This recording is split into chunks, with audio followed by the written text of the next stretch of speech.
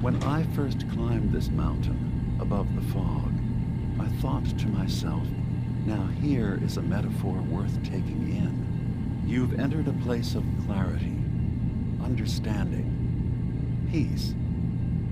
While you're here in Acadia, Synthkind welcomes you as long as you welcome us.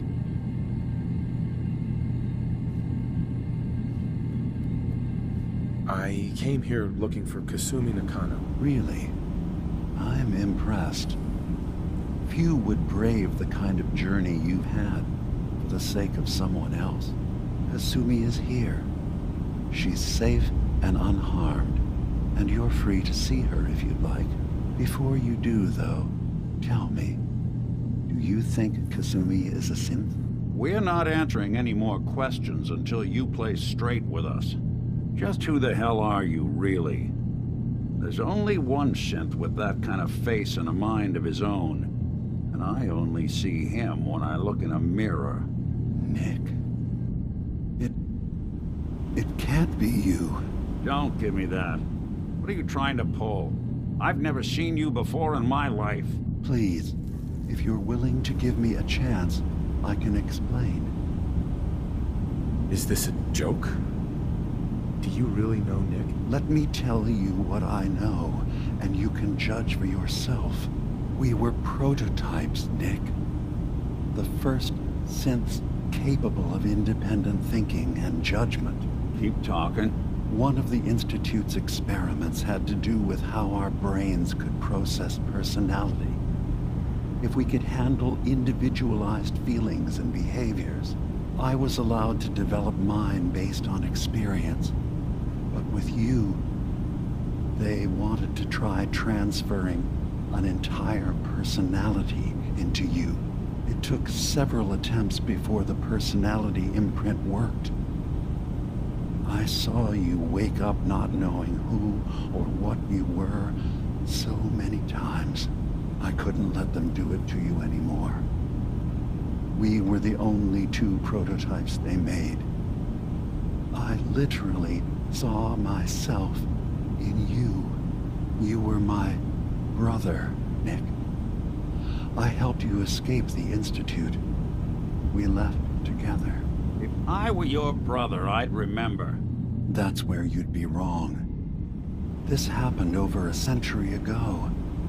There's only so much memory that can fit into the prototype brains we have. Ah, I've heard enough. I think you and I need to talk about this. Maybe not now, though. Is it really possible that you wouldn't remember any of this? You mean between the Institute failsafes, the beatings I've taken over the years, and plain old age? Or are you buying this whole "there's only so much room up there" argument? I don't know. It's not like we've got the instruction manual. Nick, is he really your brother? If he is, it's news to me. Can synths even be related? Just because we're from the same assembly line, does that make us family? I gotta think about this. We'll talk later. This is a lot to take in. Nick, I don't need you to believe me. I'm just glad to see you again. Whenever you're ready, I'll be here. Now, about young Kasumi. It's important that you understand exactly why she's here. I asked you before if you think she's really a synth. If you could indulge me with an answer. She's human, and she has a family waiting for her. But imagine what it means if you're wrong. If Kasumi is a synth, then she doesn't have a family. She never had one. Think about how she must feel. None of us take this transition lightly. She's facing the possibility of her entire life being a lie, that someone stripped her very identity from her and made her into something she isn't. I want you to understand that before you see her. She has a chance here to live as a synth, not hiding, not pretending to be something else. One more question, if you'll indulge me. You're here for Kasumi, but I suspect there could be another reason you came to us. Tell me, are you a synth? I'm a human being, not a synth. Are you sure?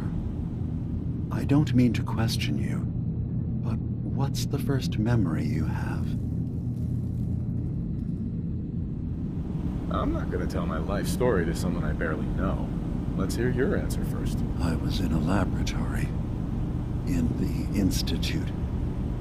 They were pulling pieces of my head out. Something about wanting to test some neural process. That was every day for months. Strapped down. Operated on. And then I was out. The Institute has fail-safes to strip memories that could identify where they are, how to find them. But I do remember being quite content. I was free. That is my earliest memory. Now, yours. I remember being in my house the day the bombs fell. We ran to the vault. We were frozen. I was the only survivor. No memories before then? Just a single day, and then waking up alone? We so easily accept what's presented to us as the truth, don't we? Isn't it funny how a memory can feel like a whole different reality? People, places, even sounds and colors can change. Or someone else has changed them. I won't lie to you. There will always be other explanations. Trauma, disease, the background radiation. They all take their toll on the mind. But I can promise you that we will accept you, no matter what you decide you are. Thank you. You've given me a lot to think about. I'm glad to hear it. Acadia is open to you. Feel free to walk the grounds. Introduce yourself to my co-founders, Faraday and Chase, and I'm sure you're eager to talk to Kasumi. She's usually working down below. Is there anything else you need from me? Who are you?